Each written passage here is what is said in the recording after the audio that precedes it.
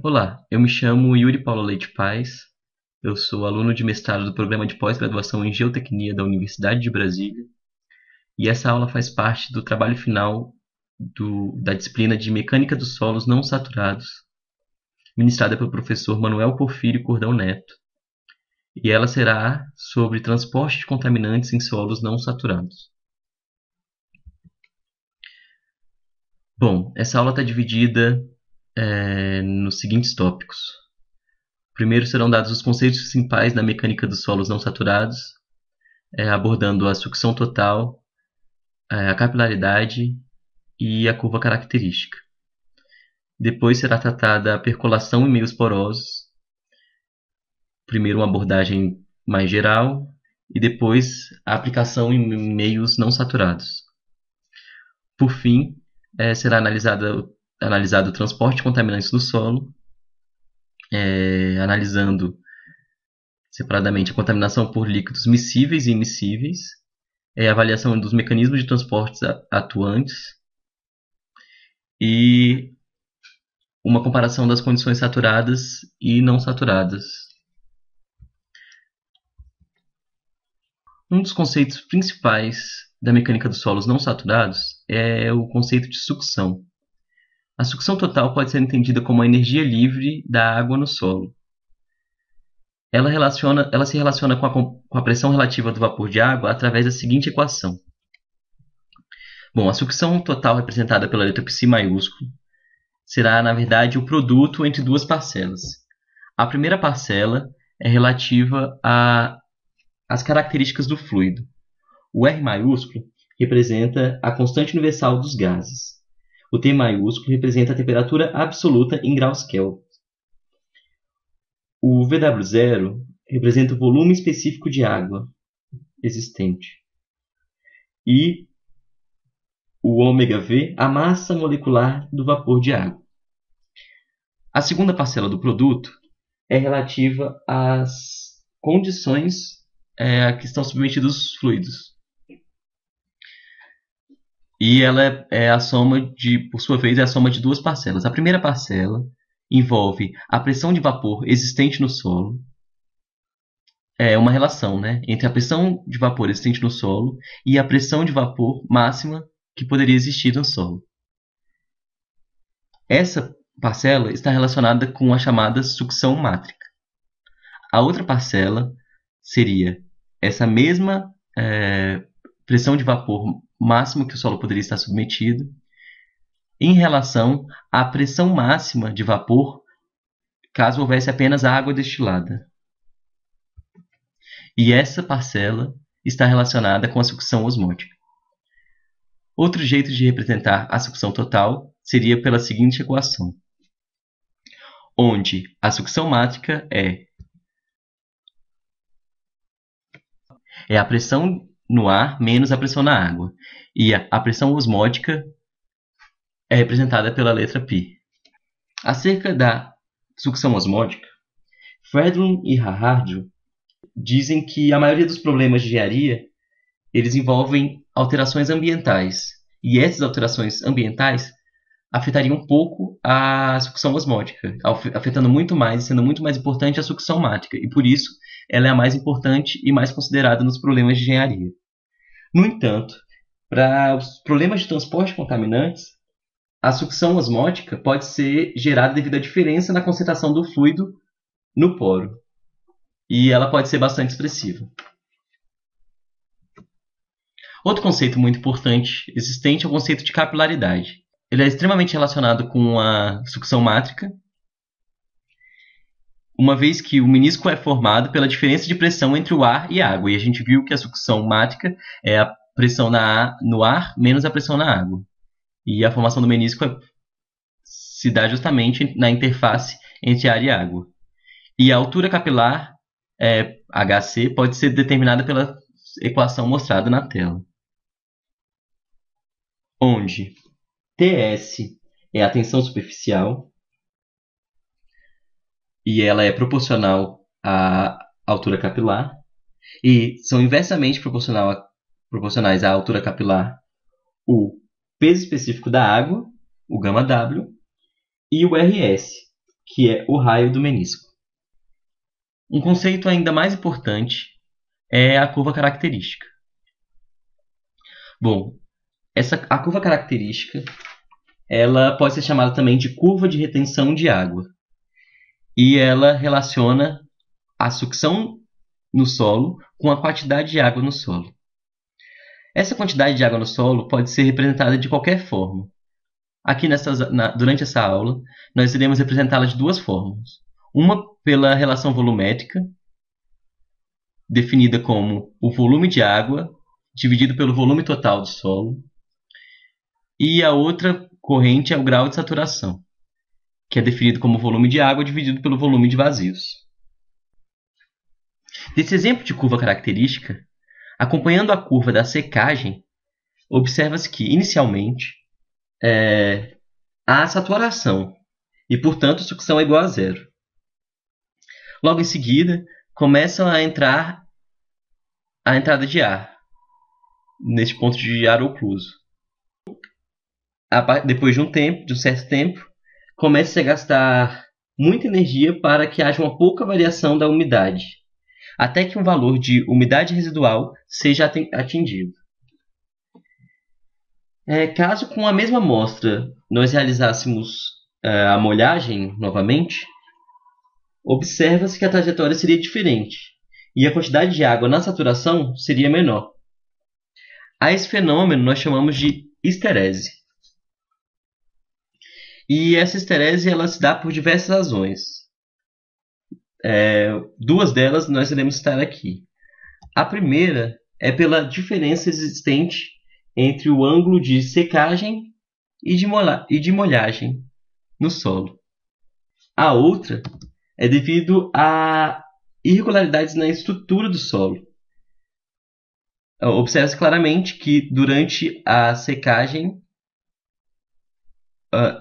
esse volume maior poderia ser seco, mas na molhagem isso introduziria alguma dificuldade.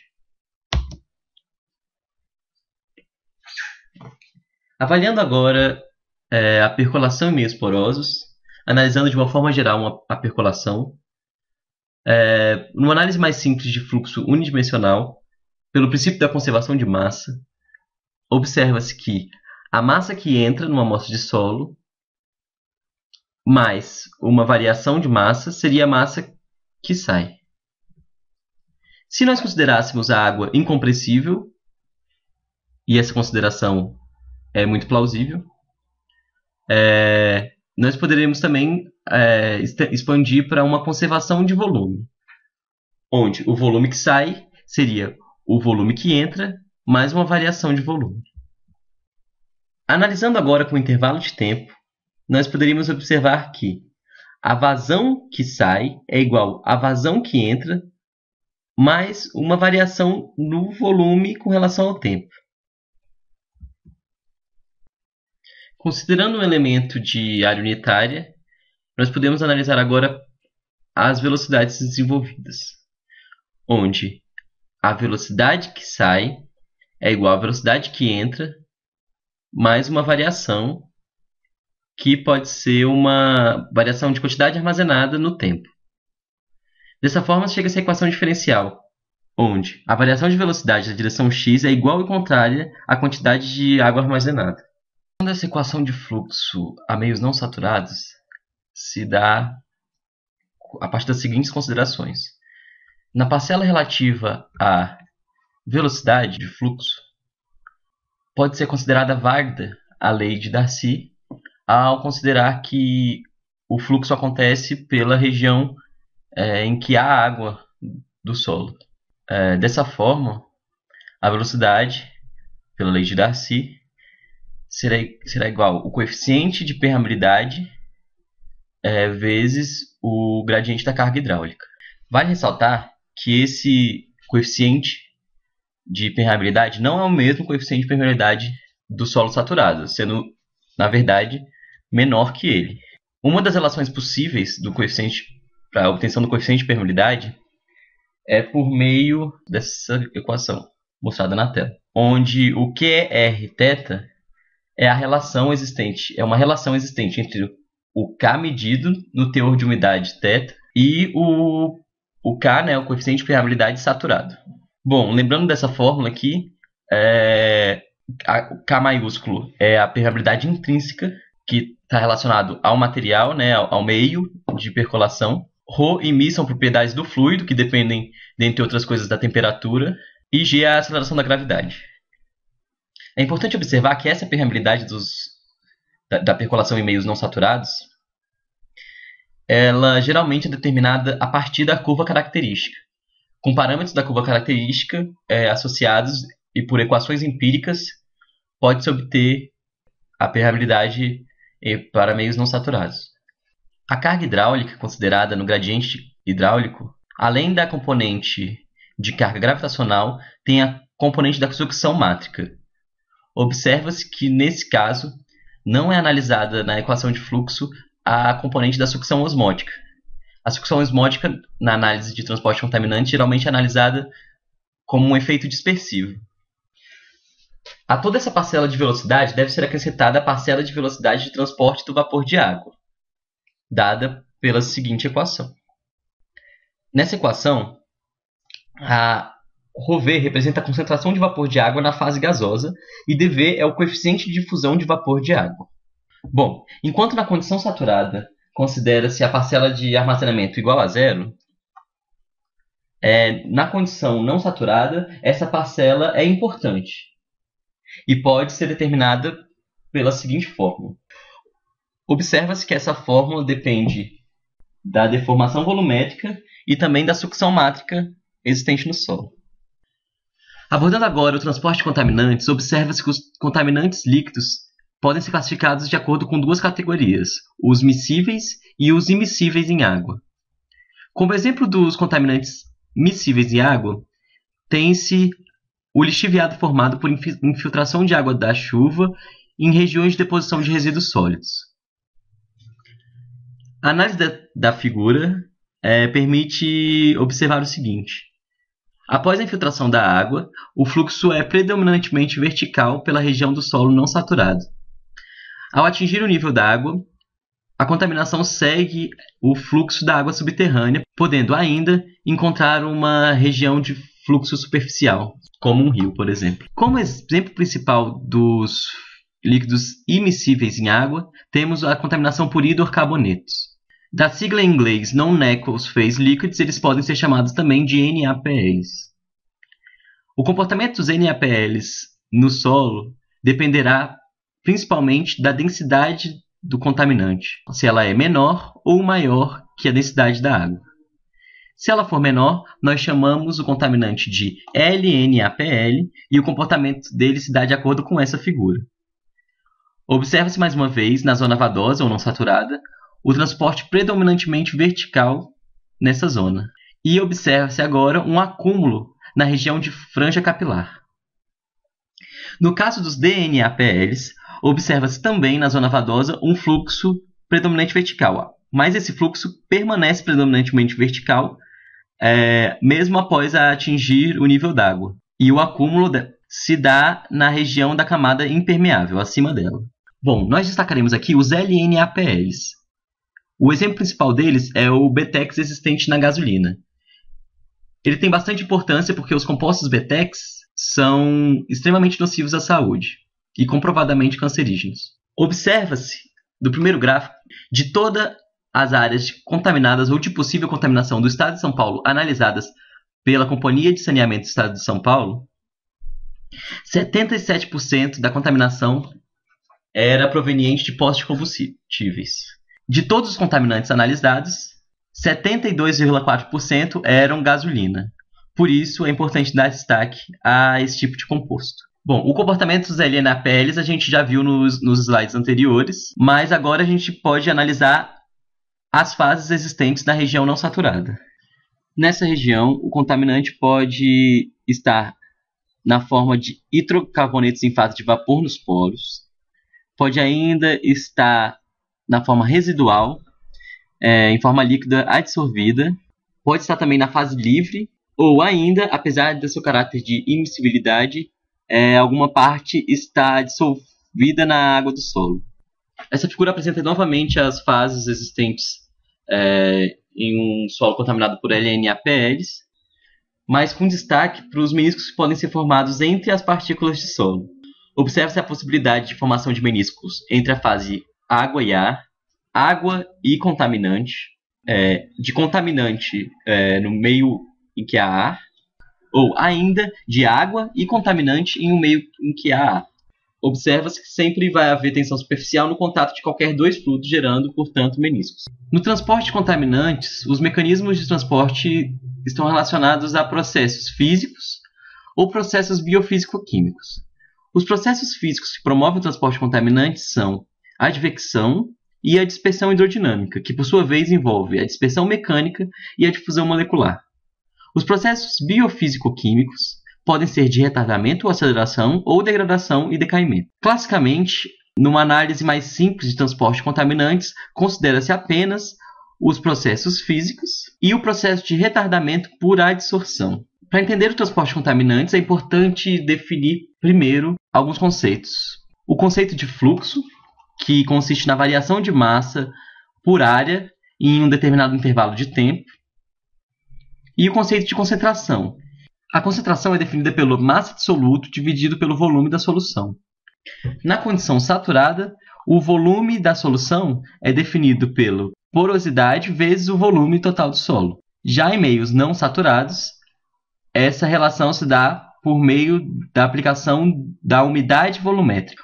Outro conceito importante é o de velocidade específica, que, no caso saturado, é a velocidade dividida pela porosidade, e no caso não saturado é a velocidade da lei de Darcy, dividido pela umidade volumétrica. Observa-se que, devido à não saturação do solo, será sempre trocada a porosidade pela umidade volumétrica do solo em toda a análise de transporte de contaminantes. Isso se repete na análise do fluxo advectivo do solo.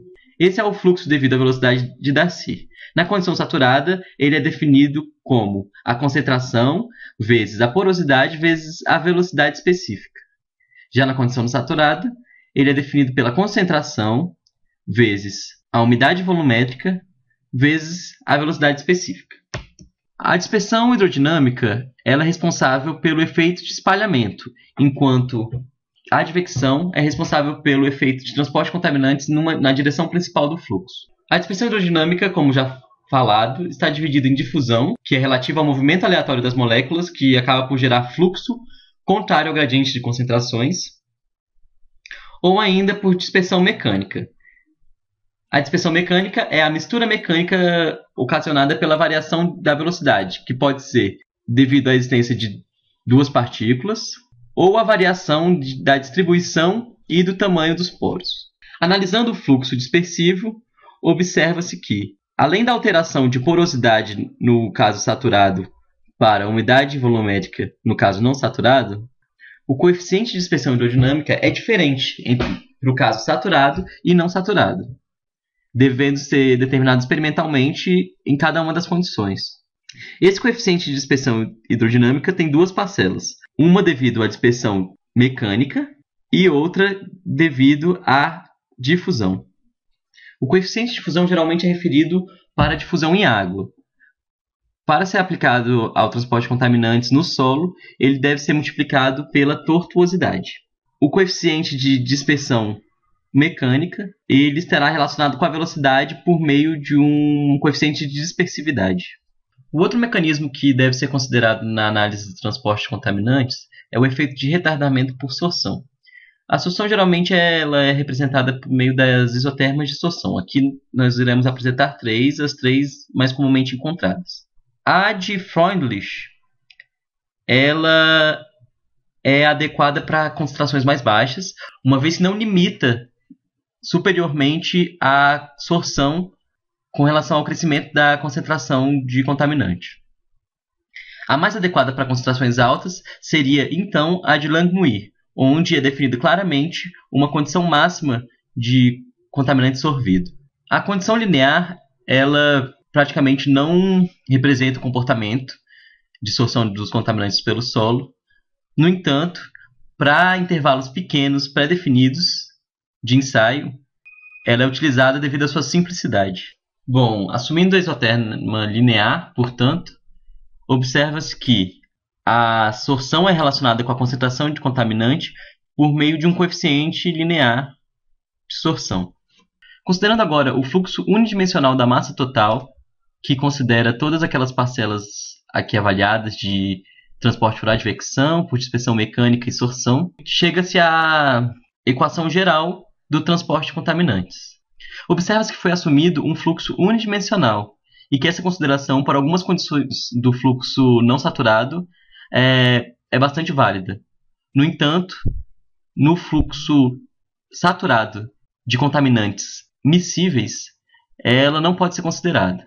Para a análise do caso saturado, as alterações na fórmula geral seriam a alteração da umidade volumétrica pela porosidade e a mudança dos coeficientes, que antes tinham sido determinados na condição não saturada, para a condição saturada. Bom, numa análise mais específica, se forem consideradas a umidade volumétrica, a densidade e o coeficiente de dispersão hidrodinâmica constantes no tempo e no espaço, pode chegar a essa equação, que tem solução analítica e é apresentada por Ogata e Banks, e é dada pela seguinte equação, aqui de baixo. Bom, ressalta-se que essa é uma condição muito específica e, na maioria dos casos de transporte de contaminantes, não existe solução analítica, sendo necessária, portanto, uma análise numérica para a determinação do transporte de contaminantes. As referências bibliográficas utilizadas são essas que estão apresentadas. Destaca-se o livro do Fredlund e Harajo e também as notas de aula da disciplina de Mecânica de Solos Não Saturados do professor Manuel Porfírio. Muito obrigado pela atenção.